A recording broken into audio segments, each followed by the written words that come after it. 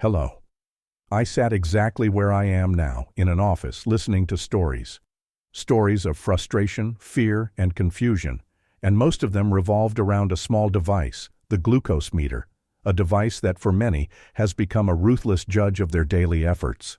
And today I want to ask a question that may shock you. What if I told you that the vitamin you religiously take every morning, believing it to be a pillar of your health, could be the hidden cause behind those inexplicably high numbers on your meter? In this video, I'll show you how two of the most common vitamins found in almost every home could be secretly disrupting your glucose levels. Now, stop for a moment and think about what you're feeling. That sinking feeling in your stomach when you prick your finger, wait for what seems like an eternity, and see a number on the screen that makes no sense. You ate well, you took your medication, you might even have gone for a walk, and yet the number is there, staring you in the face. 180, 220, and the first thing you think is, what did I do wrong? This feeling of failure, that your own body is betraying you, is one of the heaviest burdens a person with diabetes carries. It's an invisible, isolating burden. What if I told you that maybe you didn't do anything wrong? That the blame might not be yours, but rather that of a friend disguised as an enemy in your medicine cabinet? There's a surprising biological reason why this happens, and understanding it is the first step to truly regaining control. Stay with me until the end, because I'll not only show you what these two vitamins are, but I'll also explain the mechanism behind their sabotage, and most importantly, give you the knowledge to turn these villains into allies. What we'll discover today will change the way you view your supplement routine forever. Let's start with what I call the well-intentioned aggressor. It's a vitamin many of you may be taking, not for diabetes itself, but for another condition that often goes hand in hand with it: high cholesterol. I'm talking about vitamin B3, better known as niacin. When a patient comes to my office with sky-high LDL cholesterol, the bad cholesterol, it's very common for a cardiologist, with the best of intentions, to prescribe high doses of niacin in its nicotinic acid form. And the results for cholesterol can be fantastic. The problem, the secret few people tell you, is what this same high dose of niacin does to your blood sugar. Imagine your liver as a large energy reserve for the body, a storehouse of glycogen, which is essentially a compacted form of glucose. In a person without diabetes, or with well-controlled diabetes, the pancreas releases insulin, which acts as a strict gatekeeper for this storehouse. Insulin says, "Liver, don't release sugar now. We have enough energy circulating in the blood." And the liver obeys. Now imagine niacin in high doses. It doesn't knock on the liver's door, it breaks it down. It acts like a false fire alarm, screaming to the liver, "Emergency! Release all the glucose you have stored, now." This process is called glycogenolysis. Niacin stimulates the liver to break down its glycogen stores and dump glucose into your bloodstream even when you don't need it. And what happens next? Your blood sugar levels spike. That's why you can wake up with that sky-high fasting blood glucose, even though you ate a salad the night before. It wasn't what you ate, it was your own liver being fooled by niacin. Studies show that doses of nicotinic acid above 1,000 or 1,500 milligrams per day, which are common for cholesterol treatment, can increase fasting blood glucose by 10%, 20%, or even more in people with predisposition. That's enough to turn controlled diabetes into uncontrolled diabetes. I remember a patient, Marcos, a brilliant man, an engineer, who treated his diabetes like a project. Spreadsheets, notes, military discipline, and yet he would arrive at my office desolate. "Doctor, I don't understand. My waking glucose is always a disaster." We reviewed everything: diet, physical activity, stress, sleep. Nothing. Until I asked about other medications. He mentioned, almost as an insignificant detail, the niacin the cardiologist had prescribed. It was like turning on a light in a dark room. We spoke with his cardiologist, explored other cholesterol options, and within weeks, Marcos's morning numbers were back under control. The relief on that man's face, the feeling that he wasn't failing, was one of the most gratifying things I've ever seen. He wasn't the problem. He was the victim of a biochemical reaction no one had explained to him. So what do? Throw away your niacin? Not necessarily. Knowledge empowers you. First, check which form of niacin you're using. The form that causes this most aggressive glucose spike is nicotinic acid. There's another form, called niacinamide or nicotinamide, which generally doesn't have the same effect on blood sugar. It's not as potent for cholesterol, but it's safer for diabetics. Second, dose is everything. Low doses, like those found in a common multivitamin, are usually not a problem. The danger lies in megadoses prescribed for therapeutic purposes. The solution is to talk. Talk to your prescribing doctor. Ask, "Doctor, could this dose of niacin be impacting my blood sugar? Is there an alternative we can consider?" Sometimes the solution may be closer monitoring, adjusting your diabetes medication, or switching to a different class of cholesterol medication. The important thing is that now you know what to ask. You've gone from being a passive passenger to becoming the co-pilot of your health. Understanding this frustration and knowing there's a logical explanation behind it is the first step toward change. If what I've said so far has already illuminated your path, given you a new piece to this puzzle, imagine what still lies ahead. To stay on track and continue unraveling these mysteries of your body with me, take this moment to subscribe to the channel and turn on notifications. This way, you'll ensure you don't miss any information that could literally transform your diabetes management. Now let's move on to the second vitamin, and this one is even more sneaky, because it doesn't necessarily actually disrupt your glucose levels, but it tricks your meter into believing yours is out of whack. This causes panic, anxiety, and, worst of all, can lead you to make bad decisions, like administering an unnecessary dose of insulin, which is extremely dangerous. I'm talking about good old vitamin C, ascorbic acid. We all love it. We take it for immunity, for our skin, as an antioxidant. It's in juices, effervescent tablets, and capsules. It's the symbol of health. How could something so good be a problem? The problem isn't your body, but technology. Think about your glucose meter. The small strip you insert into the device contains an enzyme.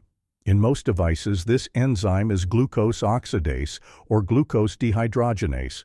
When the drop of your blood touches this enzyme, a chemical reaction occurs that generates a small electrical current.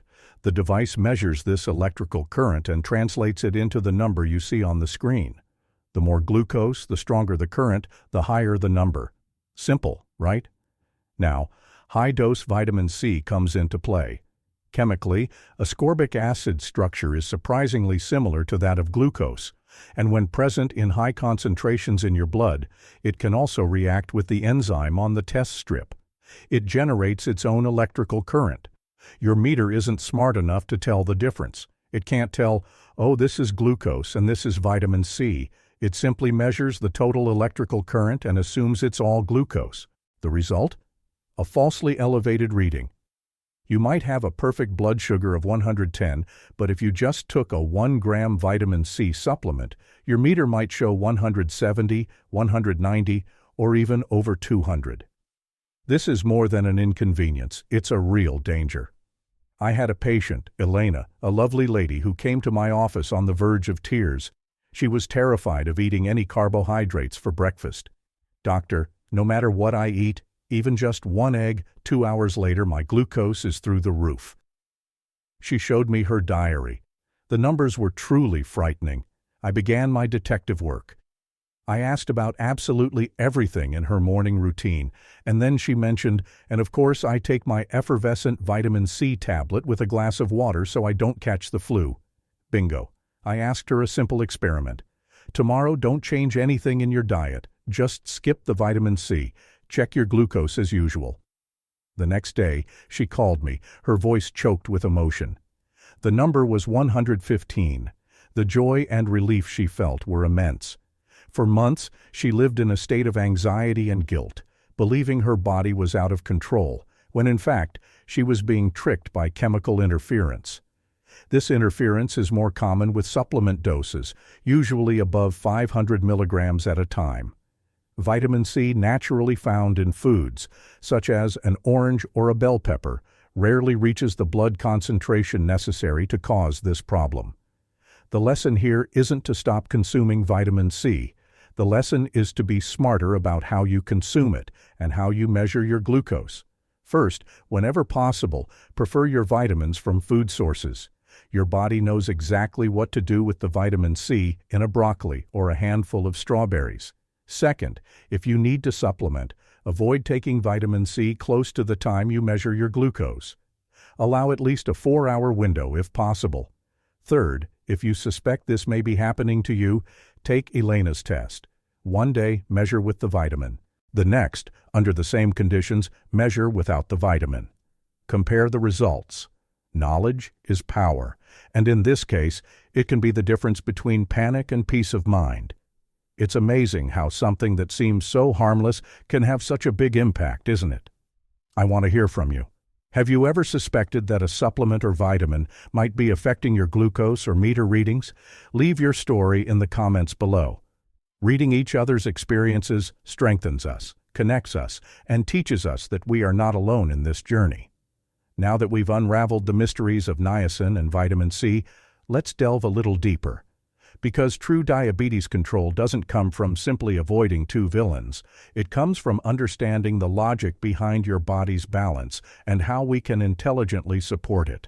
The problems we've seen with niacin and vitamin C are actually symptoms of a larger problem, a fragmented approach to our health. We take one pill for cholesterol, another for immunity, another for blood sugar, and we rarely stop to consider whether all these substances are communicating harmoniously within our bodies. The truth is, our bodies aren't a collection of separate pieces. They're a symphony orchestra, where every nutrient, every hormone, every cell is a musician. If the violinist, niacin, decides to play a strident solo in the middle of a gentle passage, the whole music falls apart. Let's use the analogy of insulin sensitivity, which is the heart of the problem in type 2 diabetes. Imagine that every cell in your body has a small lock on its door. Insulin is the key that opens this lock and allows glucose, energy, to enter. In type 2 diabetes, this lock becomes rusty. The key, insulin, is there, sometimes in excess, but it has difficulty turning and opening the door. This is insulin resistance. Glucose can't enter the cell, so it accumulates outside in the bloodstream. What science has increasingly shown us is that certain nutrients act as a lubricating oil for this lock. They help remove the rust and make the insulin key work better. Two of the most powerful lubricants are magnesium and chromium. Magnesium is a master mineral. It participates in over 300 enzymatic reactions in the body, and one of the most important is insulin signaling. When magnesium levels are low, which is surprisingly common in the general population, and even more so in diabetics, the lock becomes even tighter. Studies published in journals such as Diabetes Care have repeatedly shown that magnesium supplementation can significantly improve insulin sensitivity and glycemic control. It's not a magic cure, but it's like giving your orchestra a more competent conductor. It helps coordinate the entry of sugar into cells more efficiently. Chromium, in turn, acts in a slightly different but complementary way. Think of it as a helper for the insulin key. It binds to insulin and enhances its action, making it easier for it to fit into the lock and open the cell door. It's like giving the key a better handle, allowing it to turn more firmly. Chromium deficiency, although rarer, has also been associated with poorer glucose control. The key here is synergy. Magnesium and chromium don't work in isolation, they work together. Having enough chromium without magnesium is like having a good helper but a jammed lock. Having enough magnesium without chromium is like having a lubricated lock but a key that doesn't fit properly. Beauty happens when they are present together in the right proportions. And here we return to our initial problem. You might even decide, after watching this video, okay, I'll take magnesium and chromium. But which magnesium? Magnesium oxide, which is the cheapest and most common, has very low absorption. Magnesium citrate is better. Bisglycinate is excellent but more expensive. What about chromium? Chromium picolinate? Chromium yeast? And what's the dose? If you take too little, It won't have any effect. If you overdo it, you could have other problems. The truth is, trying to piece together this puzzle alone is incredibly complex and, frankly, exhausting. It's like asking a patient to build their own car from spare parts. Is it possible? Maybe. Is it practical and safe? Hardly. We need solutions that understand this complexity and deliver the already tuned symphony, not just the separate instruments. Before we continue, it is my duty as a healthcare professional to add a note of caution. The information we are discussing is powerful and can transform your approach to diabetes. However, it does not replace the advice of your doctor. If you have any pre-existing conditions, especially kidney or liver problems, it is absolutely essential that you talk to your doctor before starting or changing any supplement regimen. Magnesium, for example, is filtered by the kidneys, and in cases of kidney failure, supplementation should be done with extreme caution. Similarly, if you already take diabetes medications, such as sulfonylureas or insulin itself, improving your insulin sensitivity may require adjusting your dosage to avoid episodes of hypoglycemia, which is a dangerous drop in blood sugar. Think of me as your educator, your guide, but your doctor, who knows your complete history, is the captain of your health team.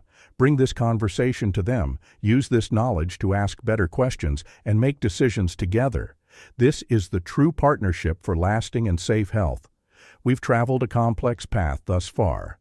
We've unmasked niacin as a potential blood sugar saboteur. We've revealed how vitamin C can trick your meter and create unnecessary panic. And we've begun to understand the importance of synergy, how nutrients like magnesium and chromium work together to lubricate the system and improve insulin sensitivity. We've talked about the correct dosages, the risks of incorrect doses, and interference with devices. I know, it's a lot of information, and perhaps now you're thinking, "Doctor, this all makes perfect sense, but it's complicated. How am I supposed to manage it all? How am I supposed to know which magnesium to buy, what the right dose of chromium is, how to combine it all without making a mistake like the one with niacin?" And that question is the smartest one you could ask. The truth is, managing diabetes in the modern world is like being the conductor of an incredibly complex orchestra while reading a constantly changing score.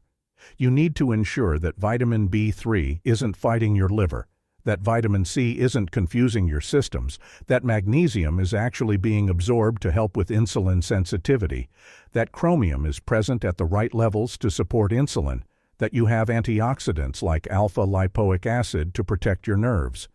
Trying to buy each of these instruments separately in the most bioavailable form, at the exact dose, and ensure they play in harmony, is a recipe for frustration. It's exhausting, expensive, and the chance of getting one small detail wrong and throwing the whole symphony out of balance is enormous. You end up with a cabinet full of bottles and the same uncertainty as before. This is where intelligence and convenience must come together. An ideal solution to support diabetes management isn't a single magic vitamin. It's a thoughtful formula, a deliberate synergy. What would be the criteria for this ideal solution? First, it needs to contain essential nutrients in their purest, most bioavailable forms, such as magnesium bisglycinate rather than oxide.